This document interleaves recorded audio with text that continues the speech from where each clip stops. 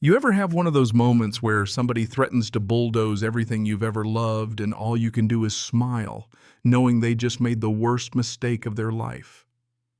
That was me standing on my grandfather's old dock, sun rising through the pines, when Brenda Whitmore, the queen bee of our HOA, pointed her manicured finger at me and said, "You have 30 days to tear down your lake house or face eviction." I just smiled, said, "Sure thing," Brenda, and watched her click her designer heels back to her BMW. Because what Brenda didn't know was about to cost her everything. You ever get underestimated so hard you have to laugh? Brenda strutted down my dock with her legal papers, those violation notices fluttering like confetti in the morning breeze, rattling off stuff like architectural noncompliance and lot line infractions like she was the sheriff of Pine Lake. The smell of pine sap lake water and a whole lot of attitude was thick that day. But here's the thing, sometimes the guy in the work boots has the winning card, not the lady in the blazer. And I just found something in my granddad's old lockbox that would turn Brenda's world upside down. Tell me, what would you do if some HOA Karen tried to steal your family's legacy? Drop a comment. Let me know where you're watching from. I bet I'm not the only one with a story like this. Let me back up a sec. Name's Jake. I'm 45 and I've been an electrician all my life. My granddad Earl Hutchinson left me this old A-frame cabin when he passed 3 years ago, a place with knotty pine walls and a porch that's seen more sunrises than a lifeguard stand. It's no McMansion, but it sits on a slice of lakefront that could make a realtor weep. Grandpa bought this land back in '62, when Lakeview meant you could see the water through the trees, not pay 6 figures for a postage stamp lot. I spent every summer here fishing off this dock, swimming till my lips turned blue, listening to Earl tell stories about when men were men and HOA was just a bunch of letters that didn't mean squat. After my divorce last year, ex-wife got the house, I got the cabin, I moved out here full time. Best decision I ever made. The cabin's humble, but it's paid for, and it's mine, or so I thought. Then Brenda Whitmore happened, 52, retired insurance adjuster, smile like a credit card reader, and an eye for making other people miserable. She'd been HOA president for 6 years, ever since she rolled her $800,000 McMansion off the developer's assembly line and into our sleepy lakefront. The HOA formed in the '80s when out-of-towners started carving up the shoreline for summer homes. Most of us got grandfathered in, but Brenda, she had improvements in mind, starting with my grass, which apparently was a full 2 inches taller than Brenda's standards allowed. Then came the complaints about my work truck.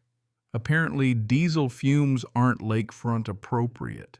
The woman even griped about the smell of my morning coffee, but she didn't really go for the jugular until she targeted my dock. See, Brenda claimed my granddad's old dock was encroaching on community waters, said it had to go. Never mind, it'd been standing since JFK was president. Never mind, half the lakefront owners had the same damn dock. The difference, theirs had been attached to 6-figure renovations. Mine was just the eyesore, as Brenda liked to call it. While her neighbors dropped cash, turning their cabins into lakeside palaces, I kept my grandpa's place just how he left it, faded blue paint, creaky boards, the whole real deal. To Brenda, that was unacceptable. Every week, the crunch of gravel under her BMW tires became my personal horror movie theme. Clipboard in hand, Brenda hunted violations like a bounty hunter, piling notices on my counter, while the neighbors just gave me the hang in their buddy. Wave. Tom and Lisa, the young couple with twins, would smile from their deck, but when Brenda called an HOA meeting, everybody went quiet, staring at the floor. Martha, my retired teacher neighbor, would mutter about Napoleon complexes, but when push came to shove, well, let's just say I wasn't exactly leading an army. The final straw.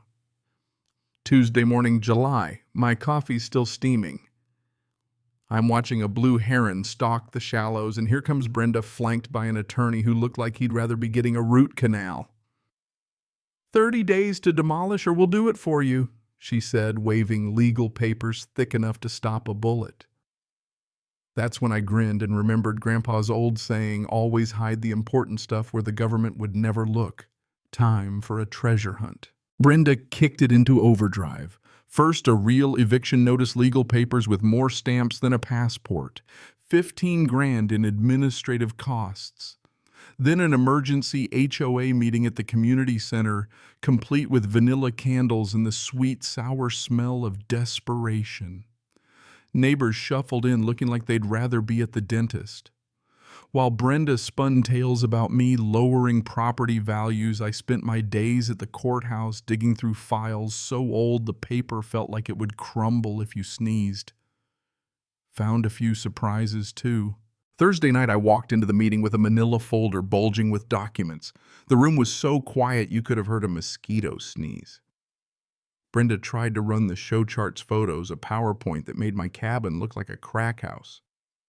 But when I stood up and asked for the original HOA plat maps and deed restrictions, her smile slipped. "That's not necessary," she stammered. "Actually, it is," I said, opening my folder. "Turns out HOAs have to provide their founding documents on request, and most people don't know that." Things got tense. Brenda's lawyer was suddenly real interested in his legal pad. I pressed for legal basis. What gave them authority to demolish a structure that predated the HOA? Brenda started sweating. "You're just trying to stall," she huffed. Maybe I said, or maybe I found some real juicy discrepancies in the county records. The meeting ended with Brenda promising full documentation, but her eyes said she'd rather see me in handcuffs. 2 days later, Brenda's lawyer was replaced by a hotshot from the city fancy suit Mercedes and the attitude to match. Then came the real fun security cameras sprouted overnight, all pointed at my property like I was running a crime syndicate. Daily inspections. Grass too long, grass too short, shutters the wrong color. Hell, my gone fishing mat was suddenly inappropriate signage. I caught her trespassing, measuring my dock with a tape like she was auditioning for CSI. So I put up my own cameras and caught something wild. Brenda's adult son, 30-something, and still living in her basement, trying to loosen bolts on my dock at 2 a.m. with a socket wrench. Got the whole thing on tape. Time to visit Deputy Rodriguez at the sheriff's office. "Jake, how's that new panel working out?" he asked. "Great," I said, "but I need to file a harassment complaint." I showed him the footage, trespassing, sabotage, the works.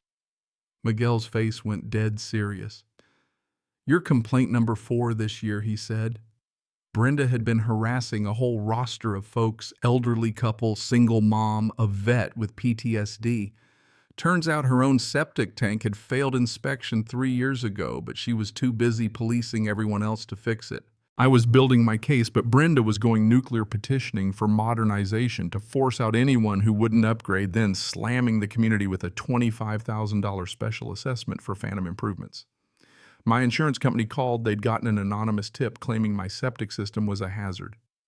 Fortunately, I'd had it pumped and inspected just 6 months earlier. The real kicker, Brenda and her cronies had their own violations: a sprinkler dumping runoff into the lake, illegal renovations, debris dumped in the woods.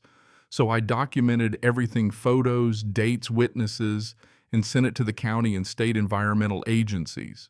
Tuesday morning, county and state inspectors descended on the HOA board like stormtroopers, clipboards, uniforms, the works.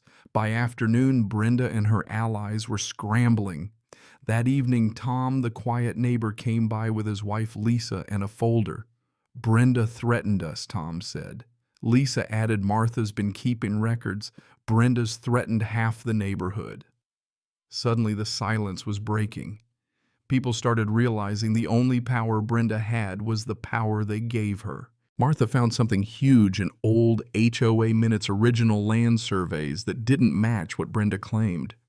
The next day, following Martha's cryptic tip, I found myself at the Pine Grove storage. Inside, buried in a dusty file, was the Holy Grail, the original 1962 survey, signed and sealed, showing my grandfather hadn't just owned the cabin lot. He owned the entire lake bottom water rights and all. The deed spelled it out in black and white. Grandpa had been 3 steps ahead. When he sold off surface lots in the 70s and 80s, he kept the water rights. Every dock, every boat, every swim area, legally it was all mine. A title company and surveyor confirmed it. Sandra Lopez, a real estate attorney I'd helped out last year, reviewed the paperwork, and her eyes just lit up. "This is ironclad," she said. "Your grandfather was a genius." With Sandra in my corner, Earl, the old-timer fishing buddy, rallied the longtime residents. Sandra's forensic accountant dug into HOA finances and found Brenda had been collecting $45,000 a year in dock fees with almost no records for actual work. It was a personal slush fund, plain and simple. Brenda, now panicked, tried everything, bribing the building inspector, organizing boycotts of businesses that served me, even filing fake police reports about my mental health and brandishing weapons. Deputy Rodriguez wasn't fooled, but now he had proof of criminal harassment. Brenda tried to buy off Tom and Lisa, promising to waive their fees if they testified against me. They told her to get lost. Saturday morning, 6 hours before the annual HOA meeting, I woke up to a demolition crew on my lawn. Brenda was waving her clipboard, claiming my dock was an emergency hazard. The foreman, Chuck, wasn't having it. "These aren't demolition permits, ma'am." That's when I pulled out the deed and let Brenda choke on her own paperwork. Sandra arrived, briefcase in hand, ready for the fireworks. The annual meeting was standing room only. Brenda put on a show charts, photos, slander, but when she called for a $25,000 special assessment to fund legal action against me, I stood up. Point of order. "Do you have the deed to this lake?" Brenda fumbled. Sandra stood, producing the deed for all to see. Earl, then Martha, then half the room stood in support. Brenda lost it, screaming hostile takeover. Sandra calmly presented the evidence: original surveys, water rights proof of illegal fees, records of harassment, even evidence of criminal vandalism by Brenda's son, who'd been caught sabotaging my dock on camera. Deputy Rodriguez stepped in, informing Brenda the county prosecutor would be contacting her about false police reports. The crowd erupted, applause, relief, and honestly a little awe. Brenda fled the room. Her reign over Pine Lake ended. Aftermath. Tom was elected president. Lisa became treasurer, Martha secretary. The new board overhauled every policy: transparent rules, fair fees, a real harassment policy. Brenda's son got community service, and Brenda herself sold her McMansion at a massive loss, running out of town before the legal fallout finished. The community transformed. Neighbors became friends, cookouts returned, the old cabin became a symbol of standing up to bullies. With great power comes great responsibility. I could have charged thousands for dock access, but we agreed on fair usage fees and funneled $180,000 of Brenda's old slush fund into environmental protection scholarships and the Pine Lake Unity Festival. We turned Brenda's reign of terror into a legacy of community. The lake is peaceful now. No more violation notices, just laughter and the smell of barbecue on the wind. And you know what? I get calls from all over now, people dealing with their own HOA tyrants asking for advice. Sometimes I wonder if Grandpa knew what he was starting. Got your own HOA nightmare? Drop it in the comments. If you want more stories of ordinary folks beating Karens at their own game, hit subscribe. Trust me, knowledge is the best revenge.